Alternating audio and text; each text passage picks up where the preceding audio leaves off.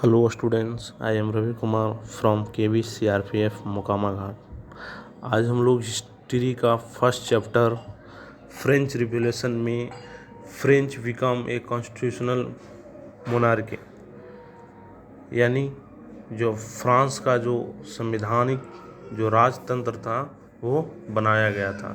इसके पहले हम लोग जाने थे कि किस तरह से फ्रेंच रिवॉल्यूशन के स्टार्टिंग हुआ था, आउटब्रेक ऑफ द रिवॉल्यूशन किस तरह से हुआ था, वहाँ पर क्रांति, उसके बारे में हम लोग जाने थे। तो फिर क्रांति के बाद क्या हुआ कि अब वहाँ पर कॉन्स्टिट्यूशनल रूप से, संवैधानिक रूप से राजतंत्र चलाया जाने लगा।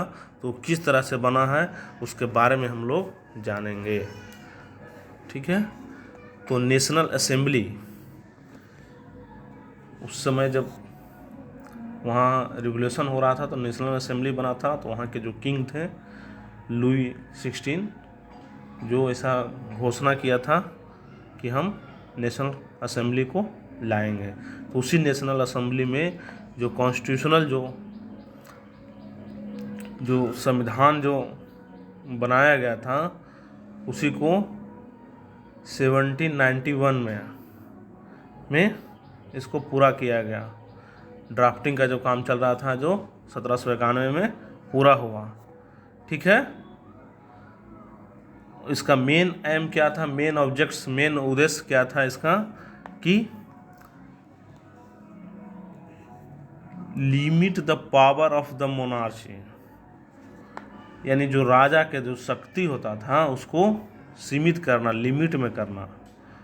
और इसमें क्या था कि वन पर्सन की जो वन हैंडेड जो था, एक व्यक्ति के एक हाथ में सेंट्रल कॉन्सेंट्रेट था जो ये पावर, उसके बजाय क्या किया गया कि इस पावर को डिफरेंट इंस्टीट्यूशन, जो विभिन्न संस्था है उसमें इसको डिवाइड किया गया, बांटा गया। जिसमें कौन कौन से हैं, फर्स्ट नंबर में लेजिस्लेचर, सेकंड नंबर में एग्जीक्यूटिव एंड जुडिशियरी, यानी कि एक विधायिका हो गया और दूसरा कार्य करने वाला कार्यपालिका और थर्ड नंबर में न्यायपालिका, जुडिशरी, ठीक है। तो इस तरह से हम देखिए 3 भाग में बांट दिया गया। जो पहले एक ही का राजा के पास ही पावर रहता था, उसको 3 जो डिफरेंट इंस्टीट्यूशन थे उसमें बांटा गया, लेजिस्लेटिव, एग्जीक्यूटिव और जुडिशियरी, विधायिकी, कार्यपालिका और न्यायपालिका में, ठीक है। तो इस तरह से फ्रांस में एक कॉन्स्टिट्यूशनल मोनार्की, यानी राजनैतिक राजतंत्र के रूप में स्टार्ट हुआ, वहाँ से बना, नींव पड़ा, ठीक है। फिर अब इसमें हम लोग जानेंगे कि किस तरह से न्यू पॉलिटिकल सिस्टम जो वर्क कर रहा था, जो नया जो राजनीतिक व्यवस्था हुआ वो किस तरह से काम कर रहा था, उसके बारे में हम लोग जानेंगे। तो इसमें सबसे पहले नंबर है जो कॉन्स्टिट्यूशन था जो 1791 में बनाया था, जो नेशनल असेंबली को वो दिया, नेशनल असेंबली को पावर दिया 1791 में। और जो इसमें क्या था कि नेशनल असेंबली में इनडायरेक्टली इलेक्टेड, माने अप्रत्यक्ष रूप से इसमें चुने जाते थे, ठीक है, निर्वाचित होता था अप्रत्यक्ष रूप से। और फर्स्ट ऑफ ऑल क्या किया जाता था, सर्वप्रथम सिटीजन जो नागरिक थे vote for a group of electors,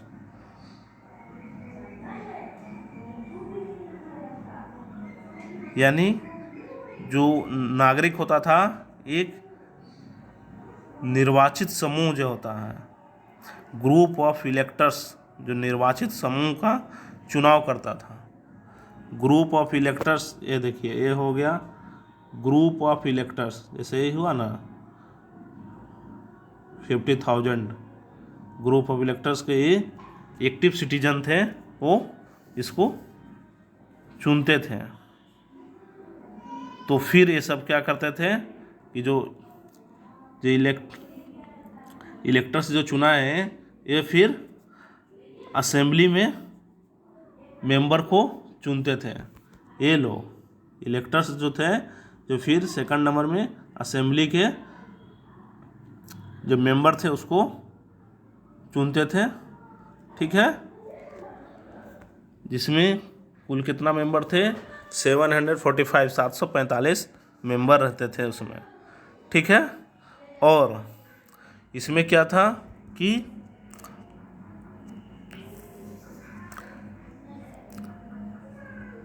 not all citizen माने सभी नागरिकों के वोट देने का राइट नहीं था, राइट टू वोट नहीं था।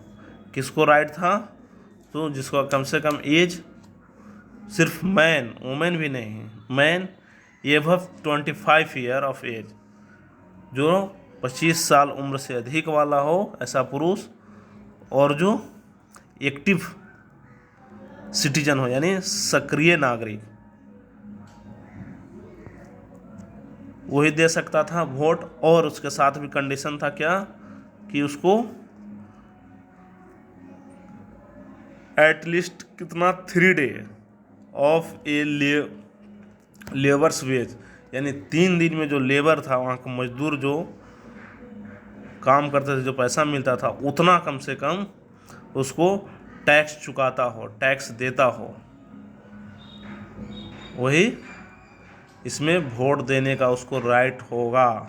ठीक है, इसके लिए फर्स्ट नंबर क्या हुआ कि कोई भी आदमी को उम्र उसका 25 वर्ष होना चाहिए और उसको कम से कम टैक्स कितना देना चाहिए, जो 3 दिन में जो लेबर जो टैक्स देता था उसके बराबर उसको टैक्स देना चाहिए अकेले। मैंने 3 दिन के जो मजदूरी था लेबर लोग के उसके बराबर अगर वो टैक्स देता है तो वो वोट देने का अधिकार है, उसको एक्टिव सिटीजन के रूप में उसको माना जाता था। और जो उसके बाद जितना भी बच गए वो सब पैसिव सिटीजन माने निष्क्रिय हैं। ठीक है, जिसमें जो टैक्स नहीं देता था मैन, और फिर वोमेन तो ऐसे ही निष्क्रिय वहाँ रखा गया था पैसिव सिटीजन में। और फिर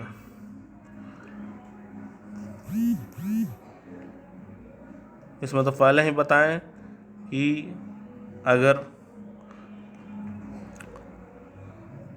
इलेक्टर की योग्यता क्या होना चाहिए था, इसके लिए भी हम लोग जानेंगे।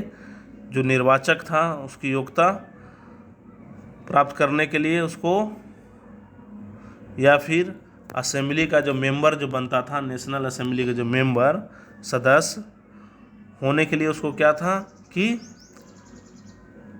लोग के जितना मैक्सिमम जो टैक्स देते थे, maximum tax, highest tax payer होना जरूरी था, वही नेशनल असेंबली में मेंबर बन सकते थे या फिर इलेक्टर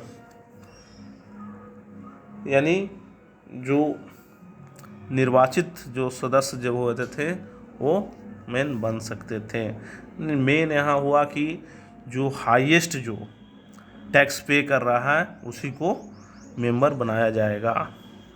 ठीक है, इसमें देख रहे हैं फिगर दिया गया है, उसमें सबसे पहले नंबर तो एक्टिव सिटीजन को कर दिया गया है, जिसके एक्टिव सिटीजन माने किसको राइट टू वोट का है, जो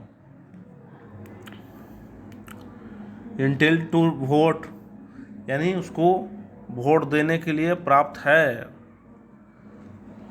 about 4 million of A population of 28 million, यानी 28 मिलियन जनसंख्या में से, पॉपुलेशन में से लगभग 4 मिलियन लोग का वोट देने का अधिकार था।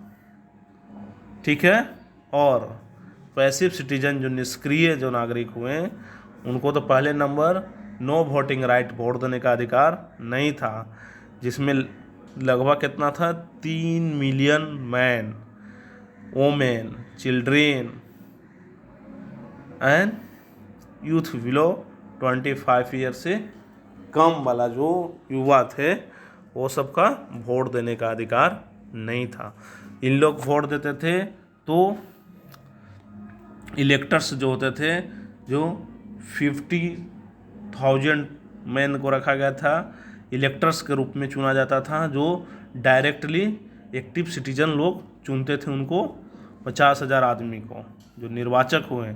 और फिर इन लोग जो निर्वाचक जो इलेक्टर्स हुए, फिर इन लोग चुनते थे नेशनल असेंबली के मेंबर को, जिसमें मेंबर कितना थे, 745 मेंबर थे। ठीक है, फिर मेंबर सब कंट्रोल रखता था किंग पर, राजा पर, और फिर कंट्रोल यानी मिनिस्टर पर भी नेशनल असेंबली ही रखता था। ठीक है, और एक चीज़ जज के जो जुडिशियरी था ये, इसका भी लोग वोटिंग के थ्रू ही करते थे। कौन वोट देता था इसमें, तो एक्टिव सिटीजन जो सक्रिय नागरिक थे जिनको वोट देने का अधिकार था, वही इसको वोट के थ्रू ही जज को भी इलेक्ट करते थे, चुनते थे।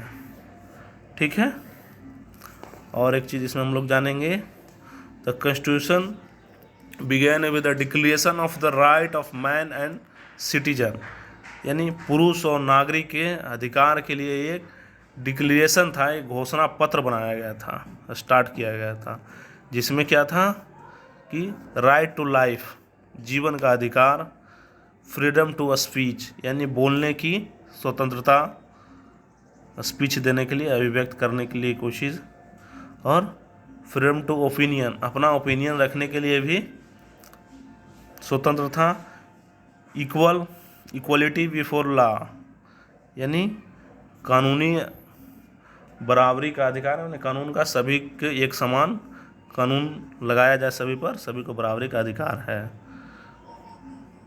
जिसमें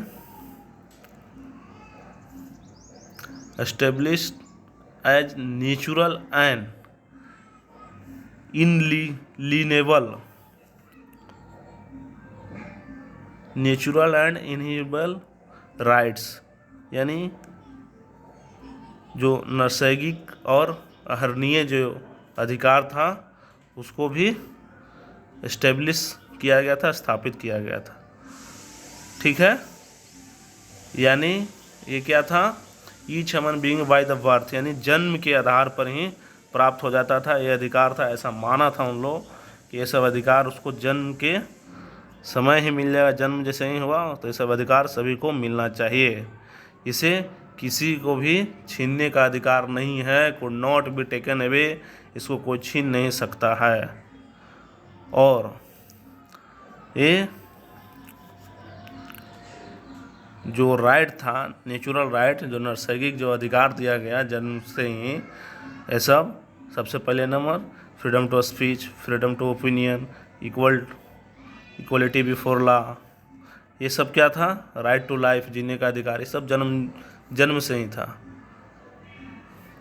तब इसको बनाए रखना किसको काम था, ड्यूटी था, duty of the state to protect, इसको सुरक्षा प्रदान करना, रक्षा करना, ये अधिकार के जो सिटीजन को नेचुरल राइट मिला था उसको, अधिकार को सुरक्षा प्रदान करना किसका काम था, तो स्टेट का। ठीक है, इस तरह से हम जाने वहाँ पर फ्रांस में किस तरह से कॉन्स्टिट्यूशनल मोनार्की लाया गया, वहाँ पर संवैधानिक राजतंत्र बनाया गया। ठीक है, एक चीज़ और है, इसमें एक फिगर दिया गया है, ये डिक्लेरेशन है, declaration of right of man and citizen.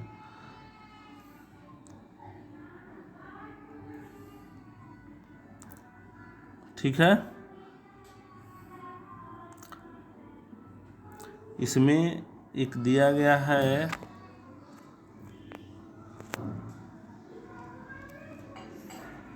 First number पर, declaration of the right of the citizen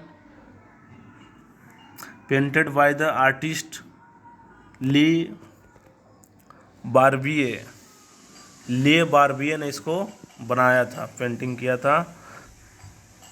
ले बार्बिए आर्टिस्ट था वहाँ के। ठीक है, कब बनाया था? 1790 में 1790 में।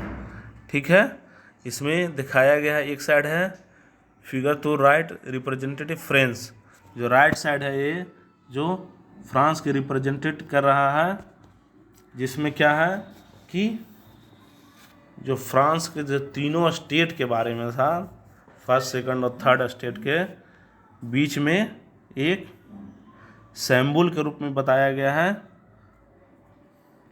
यूनिटी एंड फर्टिनिटी, यानी एकता और बंधुत्व के बारे में ये बता रहा है। ठीक है, और सेकंड नंबर में है इसमें the figure on the left symbol the law, वहाँ के कानून के बारे में बता रहा है इसमें कि कौन कौन से कानून बनाए गए। तो फर्स्ट नंबर तभी बताएं कि वहाँ पर freedom is a sign of legal right to raise voice against property के थ्रू, संपत्ति के अधिकार, या फिर इक्वलिटी का, या प्रोटेक्शन का, सुरक्षा के बारे में, और ऑपरेशंस, जो कोई भी अगर दमन करता है उसके विरुद्ध आवाज़ उठाने का भी अधिकार इसमें दिया गया। ठीक है, वही राइट के बारे में है, क्या क्या राइट दिया गया। तो first number right to life, freedom of speech, freedom of opinion, equality before law, ये सब राइट दिया गया, वो कानून ऐसा बनाया गया। ठीक है, और एक चीज़ हम लोग इसमें जानेंगे, the declaration of the right of man and citizen, इसके बारे में अगले बार में हम लोग पढ़ेंगे अगले दिन। ओके।